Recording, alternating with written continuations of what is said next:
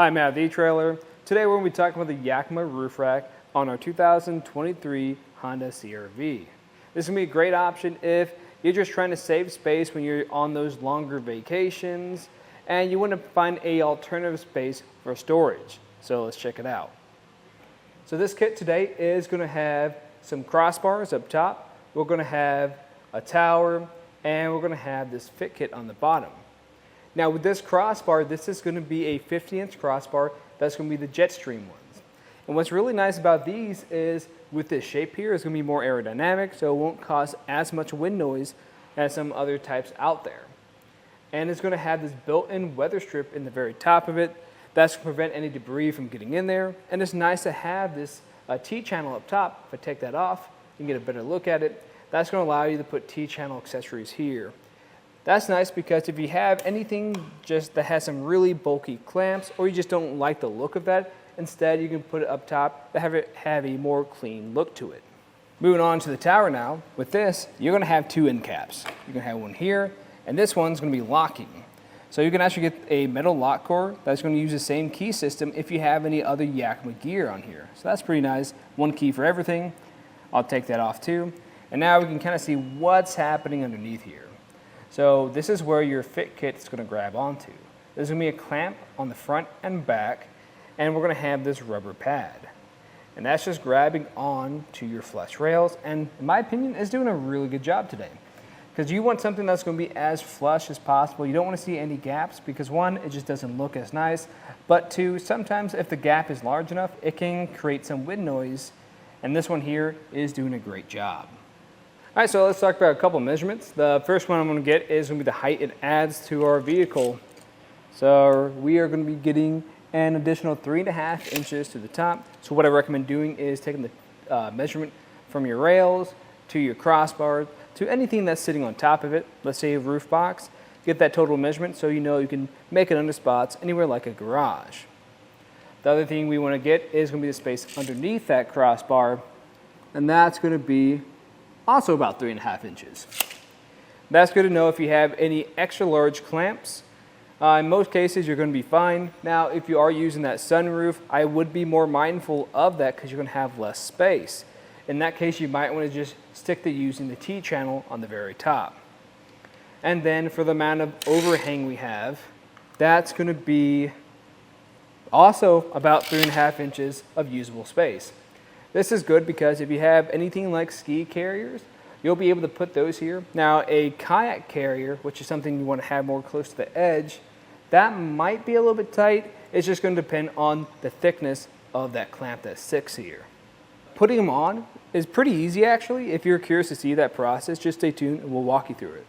To begin the installation, I already got my front crossbar on there. It's going to be the same process. Now, there are going to be a couple of different measurements, but I'll go over that when the time comes.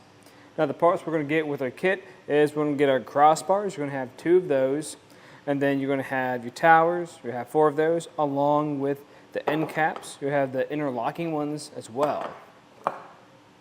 And then here on the other side, I'm going to have my fit kit. So we're going to have 2 different styles of clamps.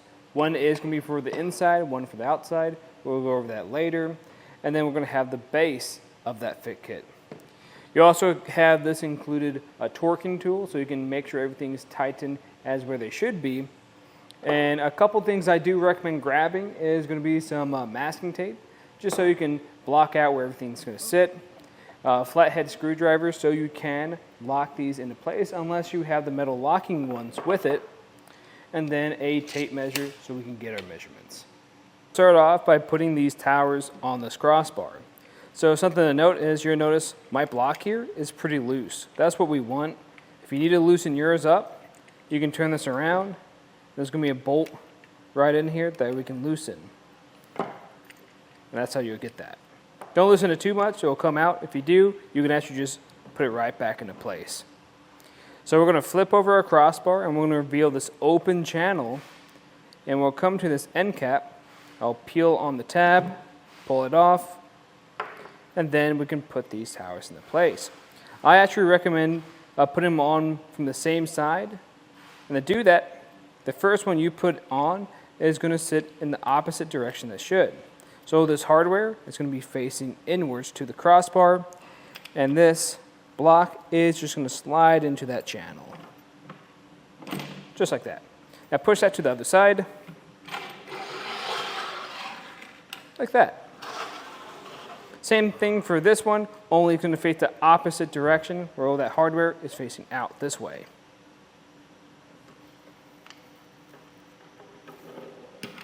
And just make sure to put the end cap back on. We can make sure we put those towers in the right spots. Now I will say we are going to have a couple things on this crossbar. You're going to notice right here, we're going to have this arrow. This arrow is pointing towards the center of our crossbar. And that's going to help you get some measurements so it's even on either side. Something else that's going to help that process is I pull this over some. You'll notice we do have a ruler that is built on here. If you use this a lot, it might kind of fade with time, so you might need to get a measuring tape or a ruler separately, but most times this is still going to be good enough to see. So from this point, we're going to reference our M1 or M3 measurements, and that's going to be in your instructions. And the M1 measurement, that's going to refer to the distance between these two towers on your front crossbar. The M3 one is going to refer to the distance between these towers on your rear crossbar. Then we can tighten it down. You're going to have that bolt here that I pointed out earlier. It'll loosen up that block. This time we're going to tighten it down. And we're going to keep tightening it down until we hear that click. Mine's fairly loose right now, so I'm moving it quite a bit. There you go. Hear that click, you know you're good to go. Just repeat this on the other side. And now we can move over to the fit kit. Now, something I do want to mention are the two clamps we have. They are going to have two different numbers on them. If you reference your instructions, they're going to tell you exactly where they go. One's going to be the inner. That's going to be the one that sits on the inside. And the outer is going to sit on the outside like this. I actually like the weight to put my outside one on and just put my inner one on because it makes putting on your roof a little bit easier. And to put this on, we're going to have these two clips right here. Sometimes you might need to squeeze them to take them off. And once you're done with that, then we're going to match this hole up around this hardware right here. I'm going to push that into place. Might have to wiggle it some. Once you have it in there, sometimes I'll grab it and pull up on it and make sure it's tight. Then grab these clips, push them back in like that. I'll hold it in place for now. And then we can grab our base. This base is going to have an opening here in the center, and that's going to grab onto this bar right here. I like to make sure that these tabs are facing out, or you can follow the orientation of the arrow and make sure this is facing out. Match it up to that bar, press down, and repeat on the other side. We can put this on top of our roof now, and you don't have to be perfect about this. When you first initially put it here, we're just kind of roughly seeing if everything's going to fit well or not, and then we can make our adjustments.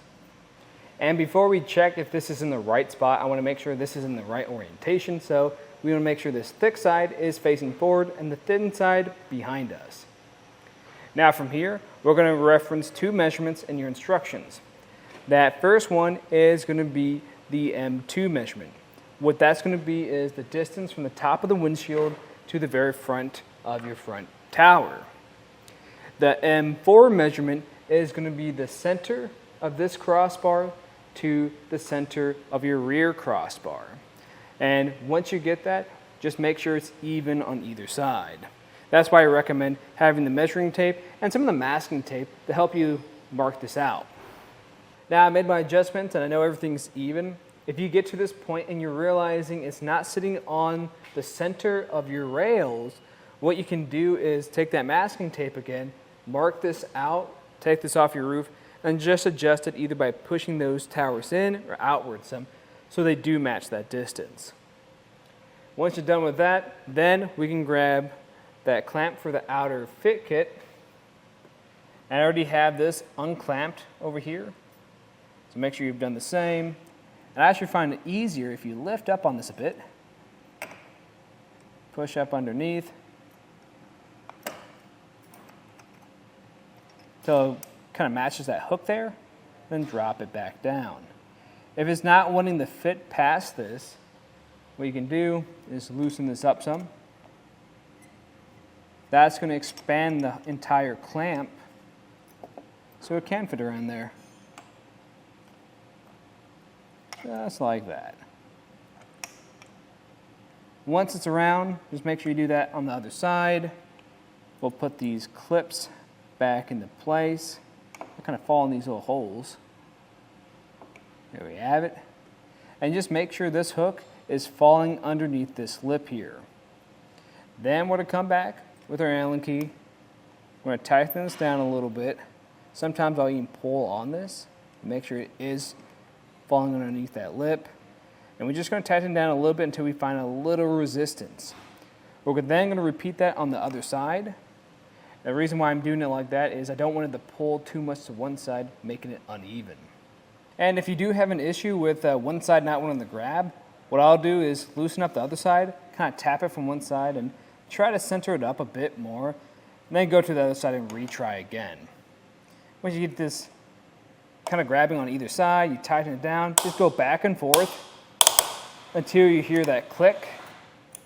If you hear that click, you know it's all the way tightened down.